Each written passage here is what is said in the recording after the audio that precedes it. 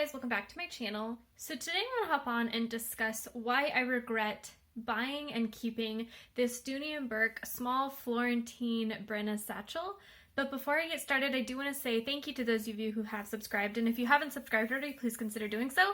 I put out a lot of videos about contemporary designer handbags like Coach, Michael Kors, Fossil, Longchamp, as well as some luxury items like Gucci, Burberry, and Goyard.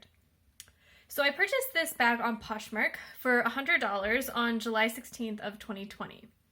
So I was really excited because I thought this was a great deal for this bag. Dooney and Bourke's Florentine leather is known to be very high quality and also very expensive. I think the original retail price of this bag was somewhere around $300 to $400, so I was very excited to be getting it for such a great price. And I was particularly excited because the seller stated that the bag was in great condition and there was nothing wrong with it, so I thought I was getting a great deal when I bought it. Now, for those of you who have seen my reveal video, you know that when I got this bag, I actually was really disappointed because it was in really just kind of gross shape. It was dirty on the inside. It had a bunch of dog hair, and it also smelled very strongly of the person who I bought it from. It didn't smell bad, didn't smell like rotten or anything. It just smelled very strongly. So I was really disappointed. And I didn't send it back. I didn't open a case on Poshmark, partially because I also bought a Longchamp bag on Poshmark and I opened a case to return that one, and I was kind of worried that Poshmark was going to view me as like a troublesome client or would not allow me to return anymore because I was being, I was opening too many cases or something, which in hindsight was a stupid kind of thing to be worried about because honestly, I should have just saved the $100, and regardless of whether Poshmark wanted to kind of ban me from their platform or not, it would have been worth trying to get a refund. That was kind of a long intro, but I did, for those of you who have seen the video, I did spend a lot of time cleaning this bag with Apple leather care products and is vacuuming the inside. So now it's in like pretty good usable condition. But even though I know it's clean, like I have cleaned this thing very thoroughly, I've conditioned it, I took the interior and I vacuumed it all. I have been storing it with a dryer cloth on the inside to get rid of any smells. I also sprayed the entire interior very heavily with Febreze fabric spray. So the bag is clean and it's been sitting here for more than 3 months. So, any kind of germs or anything that were on it definitely have died.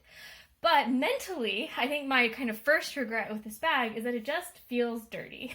And like I can't get it out of my head that this bag came to me in such gross condition. And also, I don't know if you can see there on the inside, but there are some very light stains on the inside. Right there, do you see that stain all along there?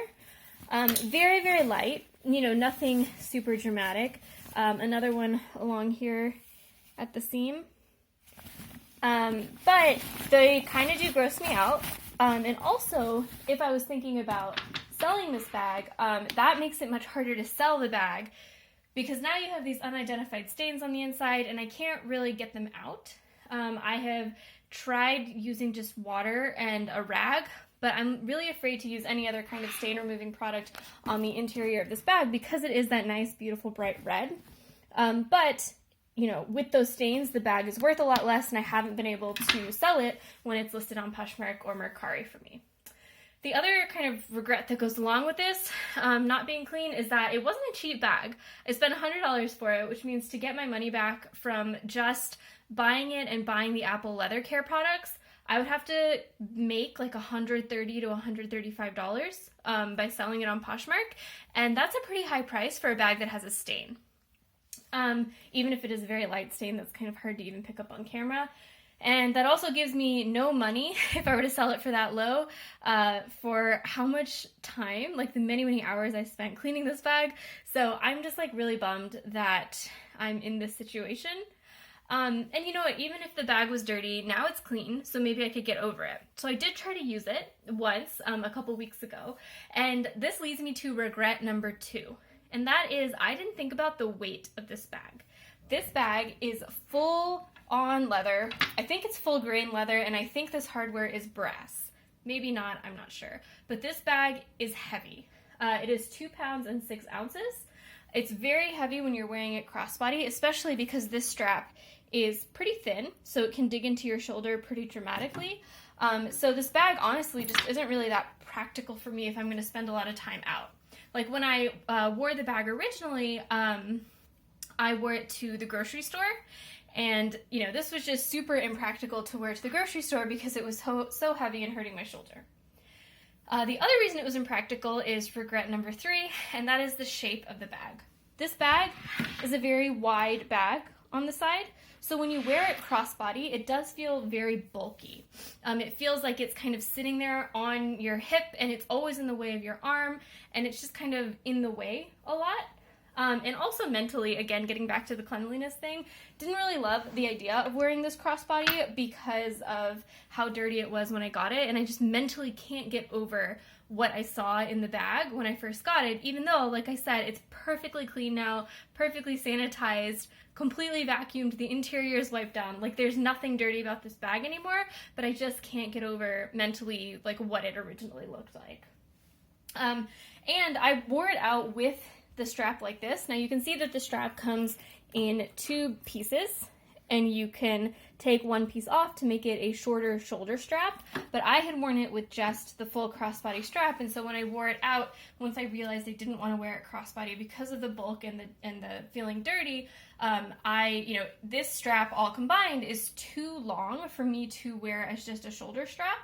I couldn't even reach the stuff in my bag if I was wearing this as on one shoulder, and I found it a little bit annoying that I had to undo these 2 buckles to shorten it to be like a usable shoulder strap, and even then, because of the bulk and because of the weight, it still kept slipping off my shoulder.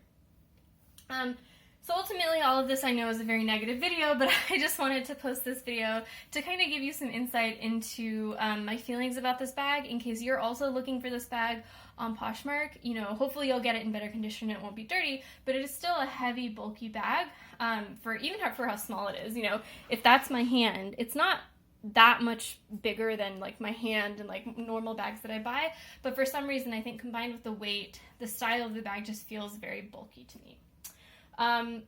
So ultimately I should have sent it back when I originally got it on Poshmark, but I didn't because I thought it was such a good deal in terms of the price, and I think that was ultimately a mistake. I'm trying to sell it now on my Poshmark or my Mercari. Let's see if anyone bites. Hopefully I can get back what I paid for it, because I would like to reinvest that money into a bag that I like more, into a bag that doesn't feel like it just isn't a good bag. You know, it doesn't work for me. I know a lot of people love the Dooney Florentine leather, and that leather worked for them in their lives, but this one just doesn't work for me. So that was a very chatty video, but for those of you who've stuck around to the end, thank you so much for sticking around, and thank you so much for watching, and I will see you next time. Bye.